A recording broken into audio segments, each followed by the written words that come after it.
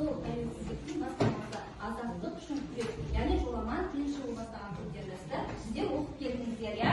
Сіздердің алдыңғы білімге қандай меңгергендеріңізді мен сіздерге қазір кездейсоқ әдіс арқылы білетін боламын.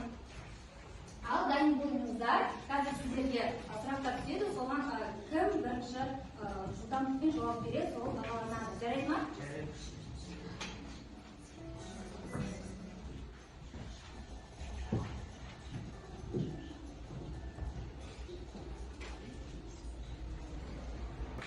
Мирас. Ауылдар старшындар, болыстар, округтарда аға сұлтандар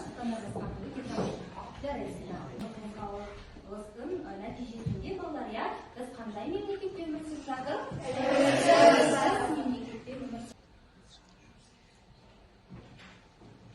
Балалар, біз бүгін жаңа тақырыбымызды сіздер болжам жасап көріңіздерші.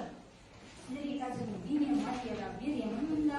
Сіздер оны көрмес бұрын маған назар аударыңыздар. Бұл сіздерге жеке жұмыс, кинометафора деп аталады. Бұнда 4 сұрақ жазылған.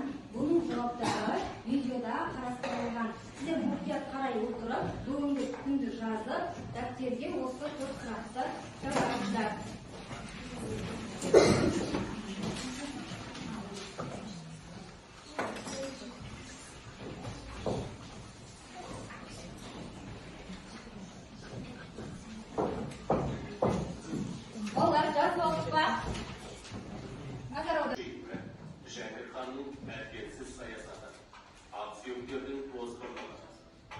Көтерілістің себептерін Махамбеттің өлеңдерінен де көруге болады. Елдің бойы ентоғай, ел болмасам деп едім, жағалай жатқан сол елге мал болмасам деп едім. Кесі биік ағорда елсіз кірсем деп едім, керегесін кестіріп, отын етсем деп едім. Көтеріліс қарағаннан сарбаланың қамын жеген бұқараны сипатталды. Бұдан бұрын қазақ жерінде бірде-бір қуатты қоғамдық қозғалыс мұндай айқын әлеуметтік таптық сипат алған емес. Көтерілістің негізгі оқиғалары туралы не білесің?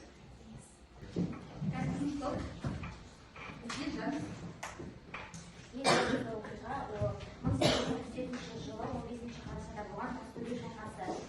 Екінші сұрақ, көтеріліс басшылары Исатай Құлманұлы және Махамбет Өтемісұлы. Көтеріліс аумағы Бөкей ордасы. Көтеріліс уақыты 1836 және 38 жылдар аралығы. Тамаша, өте жақсы, жарайсың. Тамаша. Ал сіздерде маңызды оқиға дегенде қандай оқиға жаздыңыздар? Сіздер үшін қандай оқиға маңызды болды?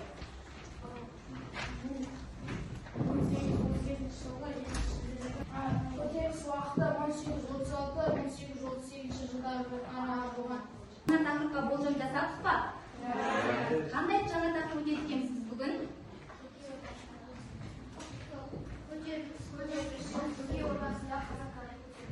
Қазақтардың көтерілісі және жаңа болжам қандай болжам жасаймыз? 1836-1838 жылдар аралығында бұл азаттық көтеріліс туралы, иә? Яғни, балалар дұрыс айтасыздар, бүгінгі жаңа тақырыбымыз сіздер ойлағандай дәл, сіздер тапқандай 1836-1838 жылдардағы Бөкей ордасындағы қазақтардың көтерілісі. Біздің мақсатымыз қазақ халқының отарлаудағы отаршылық күресінің себеп салдарларын анықтау болады. Бүгін осы мақсатқа біз жетуіміз керекпіз, иә? Біз жету жылдарында шетелдік бағалау парақтары қазіргі жеке жұмыстарының топ басшыларының бағалап отырсын. Балалар, яғни Бөкей ордасын қараңыздаршы, Қазақстанның барлық аймағында кіші жүздер мекендейді. Осы кіші жүздер мекендегендерінде 1801-1845 жылдар аралығына дейін хандық билікті сақтаған ол Бөкей ордасы екен. Кіші жүз сұлтаны Бөкей бірінші Бабелден, яғни өзінің қол астындағы руларды нарын қолдап тұрақты аймақ етіп, өзіне рұқсат сұрап алған. Және де бұл 1806 жылы тұрақты түрде шекаралық аймақ белгіленді. Яғни ол солтүстігінде Сахара бекінісімен, оңтүстік батысында Астрахан бекінісімен шектеседі және Еділ мен Жайықтың ортасында орналасқан. Және де 1815 жылы Бөкей хан қайтыс болғаннан кейін оның ұлы Жәңгірдің кәмелетке толмауына байланысты Шығай сұлтан таққа отырады. 1823 жылы Жәңгір хан қайтадан Бөкей ордасындағы билікті өзге алады. Және осы Жәңгір хан басқарған жылдары биліктің осы хандық билікті нығайта түседі. Және де бірақтан да қатты өркендеп дамығанымен де хандық, алайда ішкі жағында халықтың тұрмыс жағдайы нашарлап, және де әлеуметтік бөліністер пайда болады.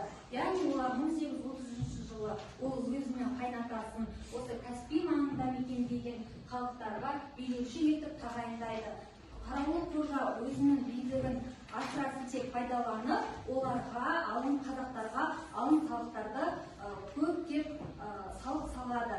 Және де 1834 жылы осы Бөкей ордасында балалар жұт болады, яғни халық кедейшілікке ұшырап, хал-ауқаты нашарлай түседі. Міне осы себептерге де байланысты көтеріліс кіші ордада бас көтереді.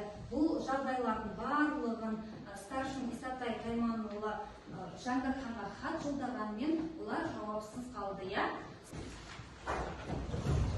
Сіздер үй жұмысында қандай тақырып өттіңіздер? Зұлмат Еншіұлы басқарған ұлт-азаттық көтеріліспен Исатай Тайманұлы басқарған көтерілісті диаграмма жасайсыздар, ортақ ерекшеліктерін жасарсыздар, ұқсастықтарын жасарсыздар. Сіздер балалар биохрема жасайсыздар, осы көтерілістің басшылары кімдер? Алғыр, батыр болып, бүгінгі сабақта өжеттіктеріңізді көрсетіп, білімділіктеріңізді көрсету үшін сіздерде осылай Махамбет деген ат қоямын, және осыған сенемін, сіздер сондай топ болатындықтарыңызға. Сіздер балалар Исатай тобы, яғни көрнекті қолбасшы, қайраткер, еліне қамқор, елін жерін қорғайтын азамат болар деп сеніп, сіздерді Исатай Тайманұлы тобы деп атаймын. Ал балалар, сіздер үшінші топ, осы Исатай мен Махамбет қорғаған қазақ елінің бүгінгі кезде тәуелсіздігіне 30 жыл толып отыр. Сіздер сондықтан да тәуелсіз Қазақстан ретінде, тәуелсіз Қазақстан жастары білімді азамат болсын деп сізге сенім артамын. Балалар, барлық жұмыстарыңызға сәттілік.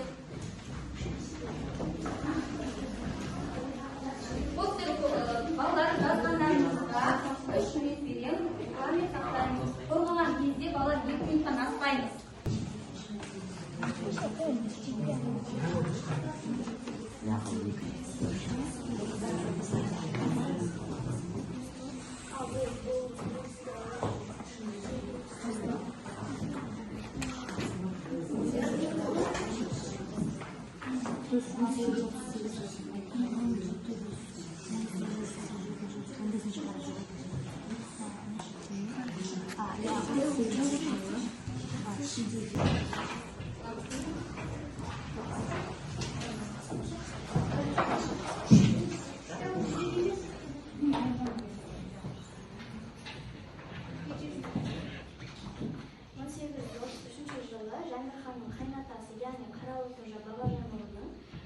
Каспий теңізі өңіріндегі қазақ руларының билеушіге тағайындалуы көтеріліске түрткі болды. Түрткі болған бірінші жағдай.